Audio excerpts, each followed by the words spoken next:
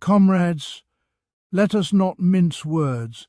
The world in which we live is a world of chains, not chains that bind our bodies alone, but chains that shackle our minds, our spirits, and our capacity to imagine a society untainted by exploitation. Too often, the powerful whisper in our ears that suffering is a mark of failure, that struggle is the fruit of weakness.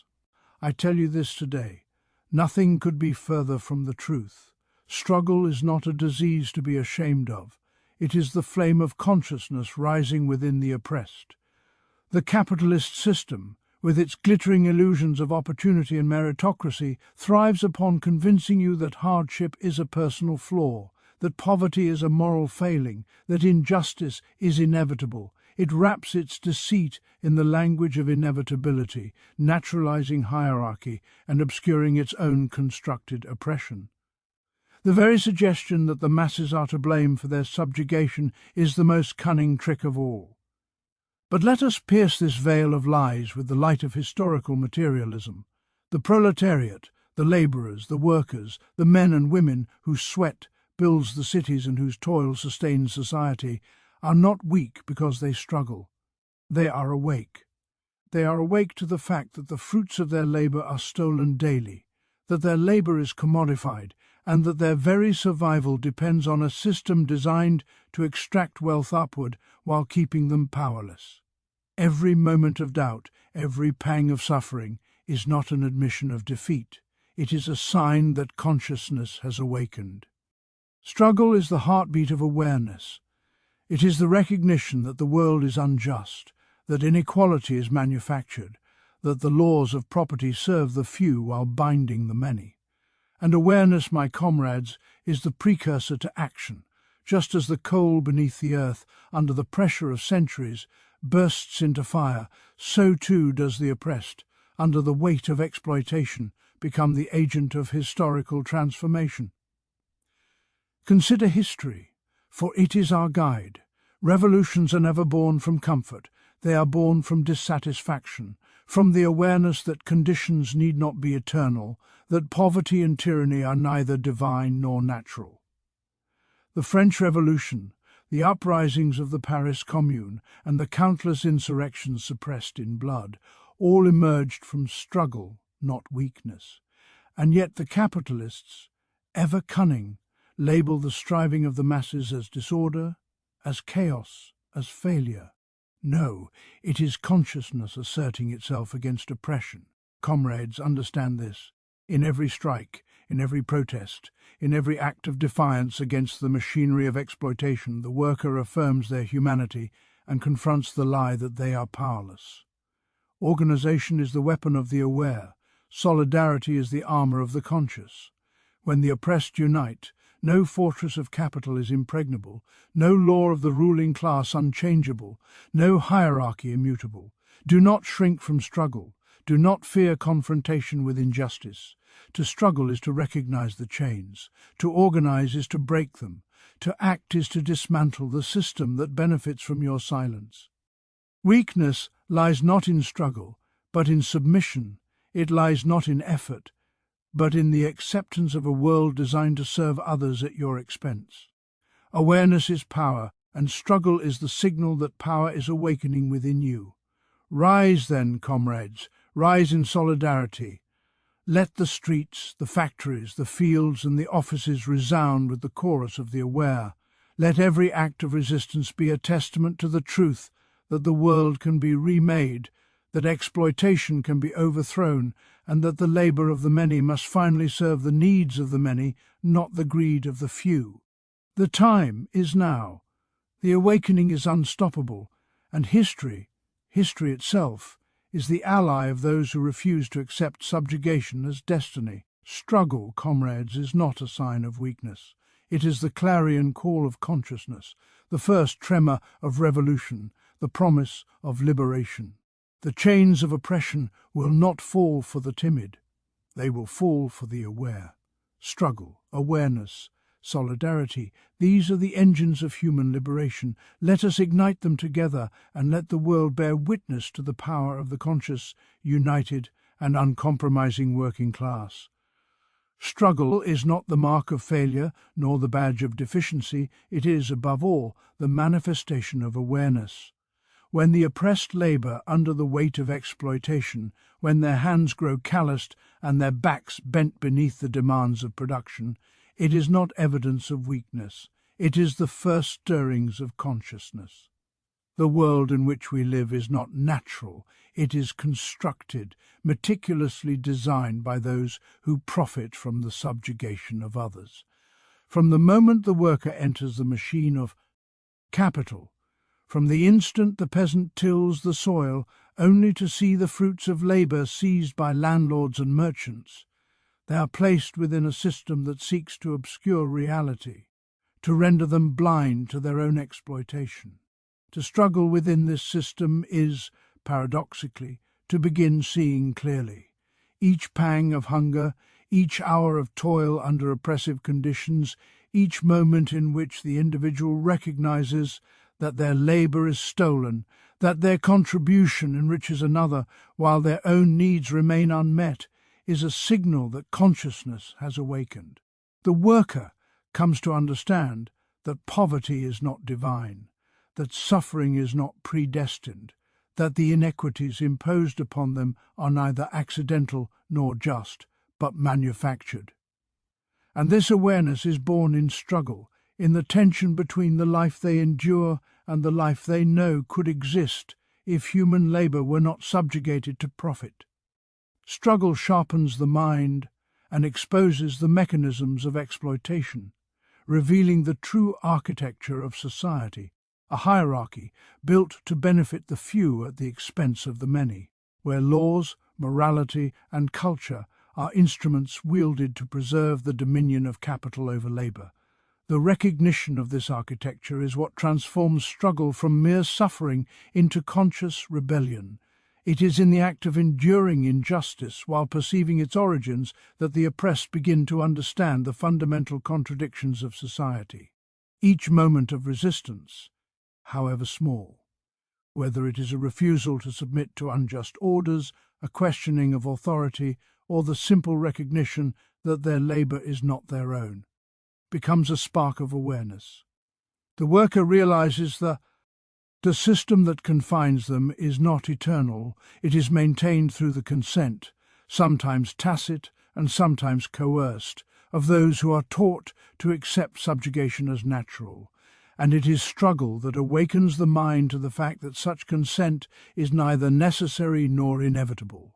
The weight of oppression, instead of crushing the spirit, can illuminate the path toward liberation, for it forces the individual to confront reality as it truly is, to see beyond the illusions of meritocracy, opportunity and fairness promoted by those in power.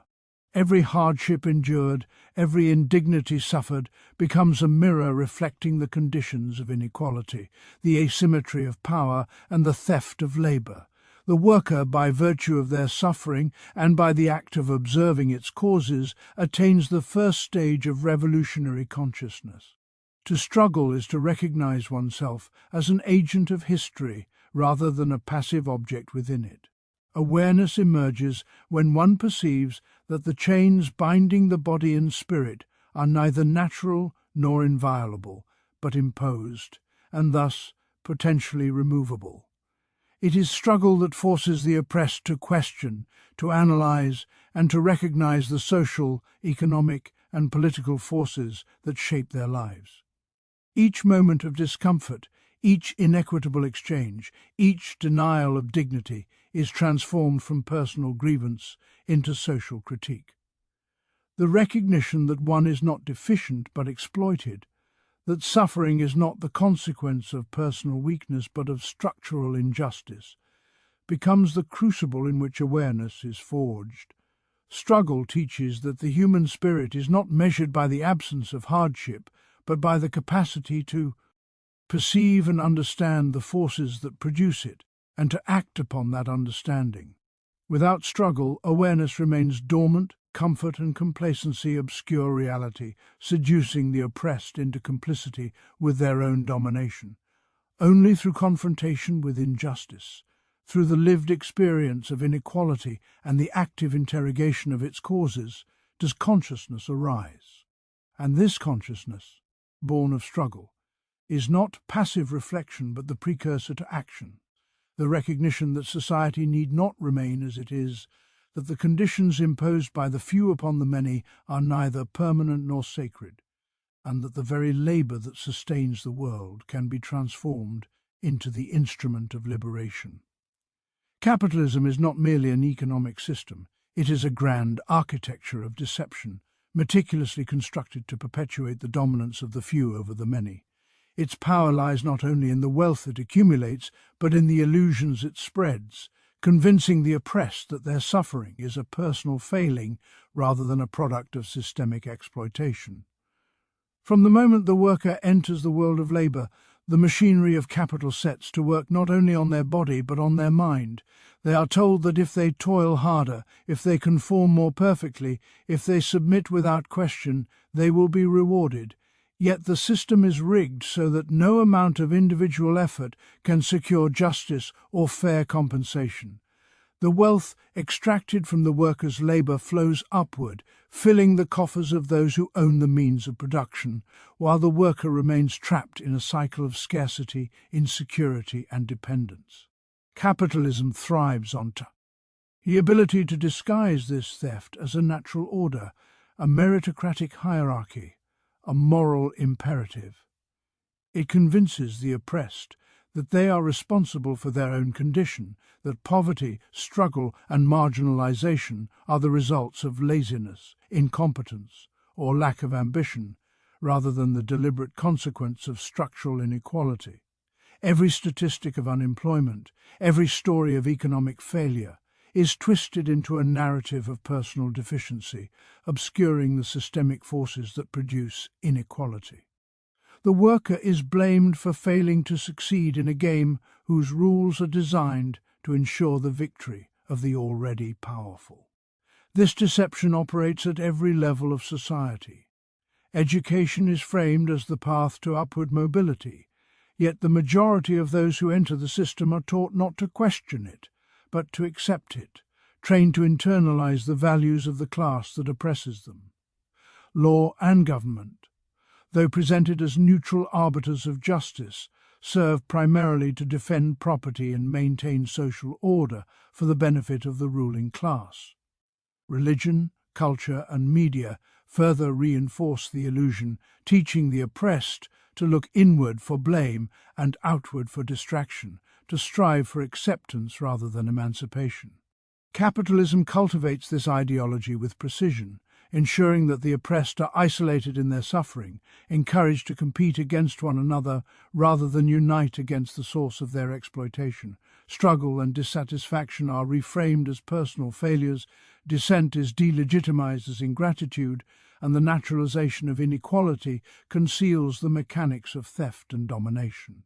This deception is the lifeblood of the system, for without it the structure would crumble.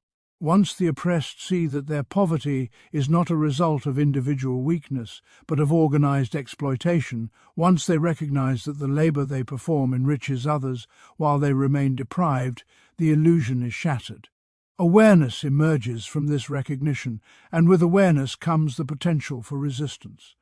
The capitalist system depends on convincing the worker that the chains that bind them are voluntary, that the suffering imposed upon them is deserved, and that rebellion is futile. It teaches patience and submission, presenting incremental improvements as progress, while masking the fundamental inequities at the core of the system. The wealthy and powerful deploy ideology to justify accumulation, to rationalize the concentration of wealth, and to distract the masses from their collective strength. Yet history demonstrates that this deception is neither infallible nor permanent. Revolutions have always begun when the oppressed cease to accept blame for their own exploitation, when the veil of ideology is lifted, and the social relations of production are understood as instruments of domination. The recognition that exploitation is systemic, not personal, transforms despair into consciousness, and consciousness into collective action. Capitalism relies on individualism, on the belief that success or failure is determined by personal merit rather than social structure. It encourages envy, competition, and resignation among the oppressed, while securing the loyalty of those who benefit from maintaining the status quo. By blaming the worker for their own misery, capitalism seeks to absolve itself of responsibility, to render exploitation invisible, and to forestall the unity of those who, by virtue of their labor, constitute the majority of society. The capitalist deception is thus both economic and ideological, a system that extracts value from the many while convincing them that they are deficient, undeserving, or responsible for their own oppression. Only when this deception is recognized, when awareness penetrates the carefully constructed illusions, can the exploited grasp their collective power. Awareness transforms blame into understanding, suffering into analysis, and resignation into resolve, revealing that the machinery of oppression is not inevitable, that wealth is not a natural right of the few, and that the liberation of labor is both possible and necessary. Solidarity is the lifeblood of resistance, the pulse of revolution, and the only force capable of confronting the overwhelming machinery of oppression. In a world constructed to keep the many divided and powerless, the act of uniting is not merely strategic, it is transformative. The capitalist system thrives on atomization, on the fragmentation of the working class, on the cultivation of mistrust and competition among those who, by virtue of their labor, sustain the world. It is in the separation of the many that the few consolidate their wealth and power, ensuring that individuals, when isolated, struggle in vain against structures far larger than themselves. Yet solidarity shatters these illusions, revealing the truth that the strength of the oppressed lies not in isolated effort, but in collective organization. The history of labor demonstrates this with clarity. Every advancement in wages, every improvement in working conditions, every social reform has been won through the organized struggle of united workers. Strikes, unions, and political movements have succeeded not because individuals acted alone, but because many acted together, coordinated in purpose and unwavering in resolve. The worker who stands alone may be overpowered, intimidated, or broken, but the worker who stands with comrades cannot be ignored, cannot be silenced, and cannot be defeated without the active engagement of force. Organization converts discontent into action, awareness into leverage, and suffering into the potential for liberation. It transforms the countless small grievances of the oppressed into a coherent, directed force capable of confronting the entrenched power of capital. To recognize solidarity is to understand that the labor of the individual is subsumed within a larger social body, that each worker is a node in a network of human strength that, when united, can bend the course of history. Solidarity is not merely a tactical necessity, it is the moral imperative of the oppressed. To act alone is to accept the terms imposed by the powerful, to acquiesce to fragmentation, to internalize the ideology that competition among equals is natural. To act collectively is to reject the worldview imposed by capital, to assert the principle that the needs of the many outweigh the greed of the few, and to demonstrate that human cooperation can triumph over artificial hierarchies.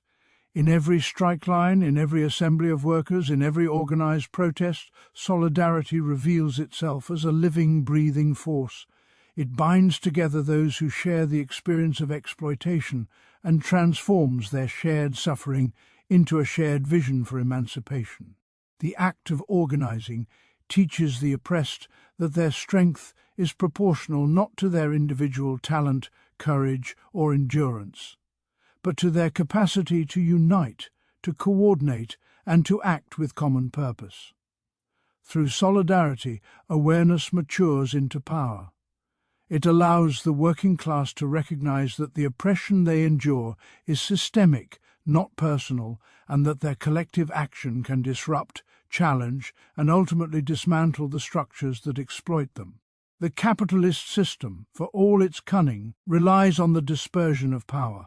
It ensures that labourers are isolated, that divisions of race, gender, skill, and occupation are emphasized to prevent the formation of a united front. It spread ideology to foster competition, envy, and suspicion, so that the oppressed perceive one another as rivals rather than allies. It cultivates the illusion that resistance is futile because individual effort is insufficient, and in doing so, it secures the obedience of the many. Solidarity pierces this veil, revealing that the combined effort of the many is not only sufficient, but irresistible. The unity of the working class transforms numbers into leverage, courage into force, and organization into strategy. When workers, peasants, and all oppressed groups come together with a shared understanding of their common interest, the system of exploitation trembles.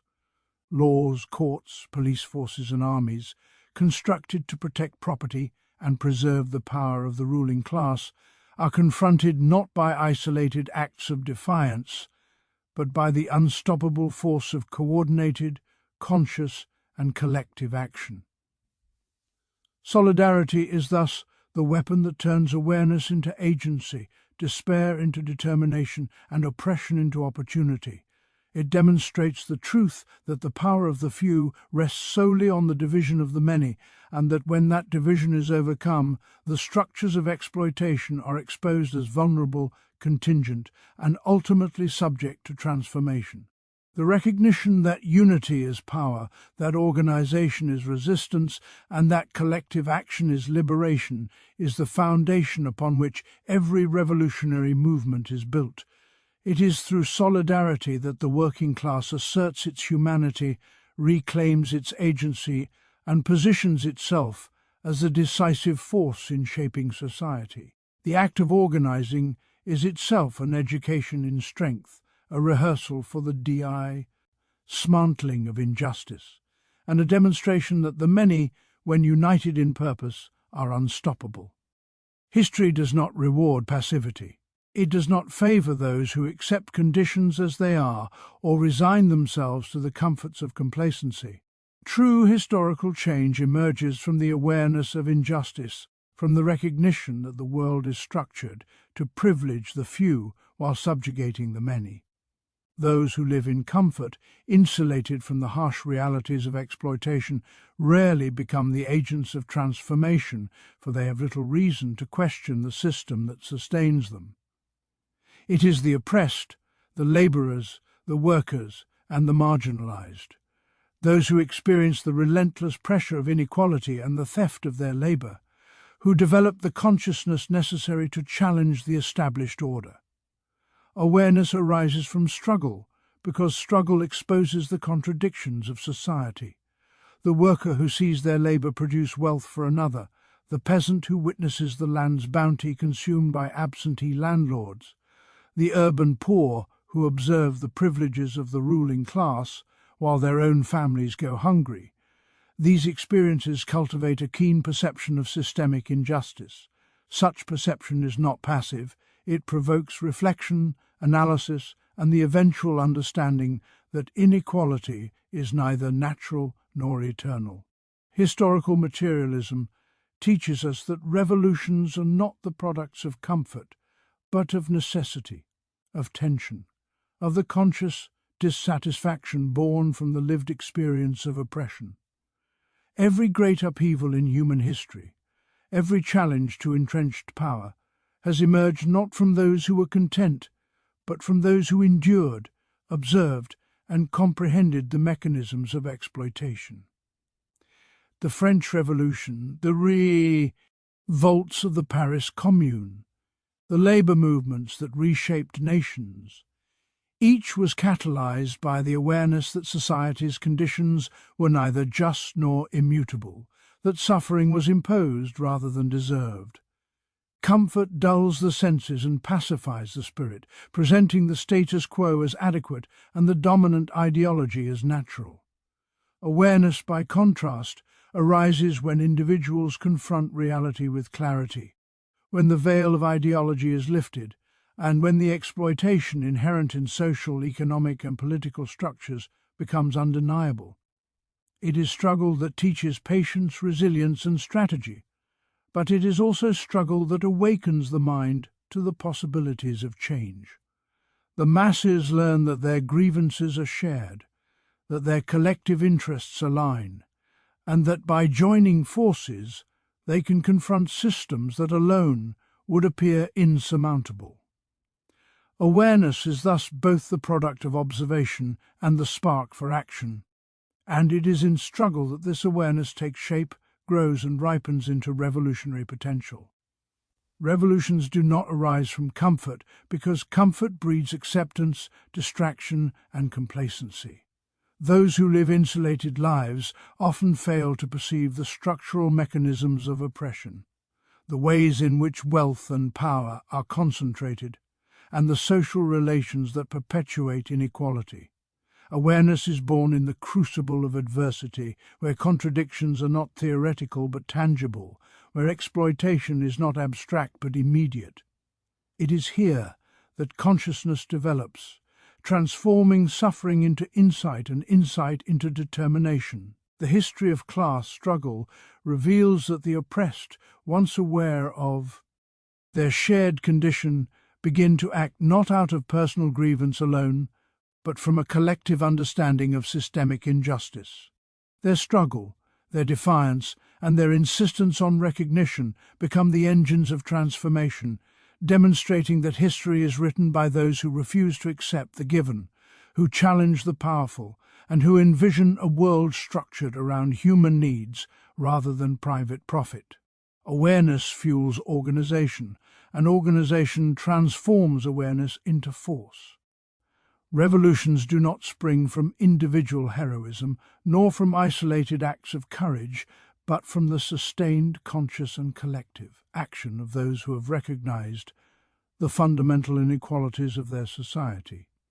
Struggle, therefore, is both the teacher and the medium through which awareness asserts itself.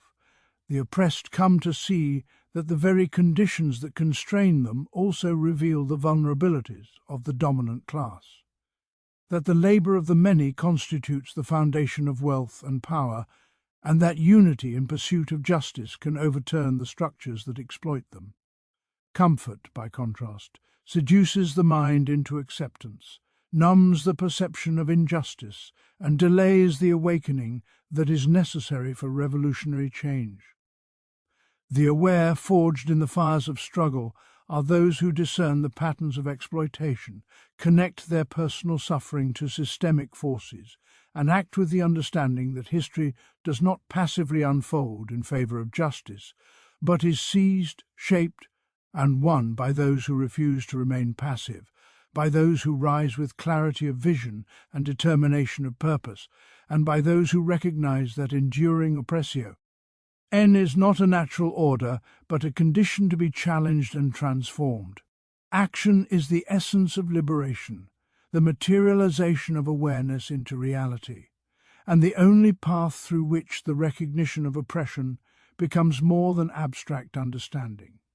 To perceive the chains that bind the body, mind, and spirit is essential, but perception alone is insufficient. The oppressed may see the mechanisms of their subjugation, may feel the weight of inequality pressing upon their shoulders, may comprehend the structures of exploitation, and yet, if no action follows, awareness remains dormant, impotent, and incomplete. Recognition of oppression is the first step in awakening consciousness, but it is through organized resistance that the power inherent in that recognition is realized. The worker who understands that their labor is stolen, the peasant who sees the wealth of their harvest appropriated, the marginalized individual who experiences systemic neglect. These individuals know the truth of their chains, but it is collective action that transforms knowledge into force. Liberation is not granted by the oppressor, it is seized by those who refuse to submit, by those who act upon the insight that oppression is neither eternal nor natural. The structures of domination, economic, political, and social, depend upon the passivity of the oppressed, upon their acceptance of hierarchy as inevitable, upon their belief that resistance is futile. Organized action undermines this assumption. It converts awareness into agency, despair into strategy, and oppression into opportunity. The history of revolutions demonstrates this principle clearly. The emancipation of the oppressed has never been achieved by solitary recognition, by private understanding, or by passive lamentation. It is the concerted effort of the many, coordinated with purpose and persistence, that dismantles the institutions of exploitation. Strikes, protests, revolts, and insurrections are not spontaneous eruptions of fury, but the product of awareness applied to collective organization, of recognition transformed into deliberate and unified action. Action is liberation because it asserts the humanity and agency of the oppressed against a system designed to deny both. The chains of oppression are not metaphors alone, they are concrete manifestations in law, custom, and economic arrangement, and to recognize them is to see the possibility of breaking them. Awareness demands action because to do nothing is complicity. Silence in the face of injustice is submission, and submission perpetuates the very structures that awareness reveals. The laborer who joins with comrades, the community that organizes against systemic inequities, the masses that mobilize to challenge the extraction of wealth and the consolidation of power, these are the agents through which recognition is transformed into liberation. Action gives form to consciousness, enabling it to reshape the material conditions that have been understood through struggle. It channels outrage into strategy, suffering into solidarity, and insight into tangible change. Without organized action, recognition of oppression risks becoming a source of despair, an awareness that illuminates the injustice without providing the means to confront it. Organized resistance, on the other hand, converts knowledge into power. It allows the oppressed to claim the agency that has been systematically denied, to assert that their labor, their lives, and their collective will cannot be exploited indefinitely without challenge. Liberation is the product of coordination, strategy, and mutual support. It is not enough for one individual to act. The oppressed must act together, for it is in numbers, unity, and shared purpose that the structures of domination are vulnerable. Organization amplifies the power of each participant, allowing the collective force to confront hierarchies, resist coercion, and demand justice. The act of organizing itself is transformative. It teaches discipline, fosters solidarity, and instills the understanding that freedom is not a gift but a conquest. Awareness without action is a seed that never grows. Action without awareness risks misdirection or futility. But when recognition of chains is coupled with deliberate collective resistance, the potential for liberation becomes tangible, concrete, and unstoppable. History bears witness to the fact that the oppressed, once mobilized and organized, can overturn regimes, dismantle exploitative systems, and redefine the distribution of power. Action affirms that oppression is contingent, that the structures that dominate the many are maintained only by compliance, and that coordinated resistance can erode the foundations of authority. To act is to reclaim the labor, dignity, and agency that have been stolen, to assert the capacity of the human spirit to transform conditions, and to demonstrate that freedom is neither passive nor granted, but created through struggle, unity, and persistent engagement with the forces of domination. Comrades, we have traced the path from struggle to awareness, from recognition to action, and we have seen the truth laid bare. The hardships you endure are not marks of weakness, but sparks of consciousness. The deceptions of capitalism are not mere abstractions, but deliberate instruments designed to divide and subjugate. The power to transform your condition lies not in isolation, but in solidarity, in the organized strength of the many. History itself favors those who awaken from complacency and refuse to accept injustice as destiny. And liberation is not a gift, but the fruit of deliberate, united action. The chains that bind us are real, yet they are neither eternal nor invincible. They are forged by human hands and can be broken by human resolve. Every moment of struggle, every act of resistance, every step toward unity is a strike against the system that seeks to keep us powerless. Awareness without action is incomplete. Action without unity is vulnerable, and unity without consciousness is blind. But when struggle illuminates the truth, when awareness ignites solidarity, and when organized action transforms insight into force, the oppressed become the architects of history, the shapers of destiny, and the authors of their own liberation. Comrades, recognize your strength, trust in your unity, and act with courage, for the world is not fixed, and the future belongs to those who refuse to accept oppression as inevitable.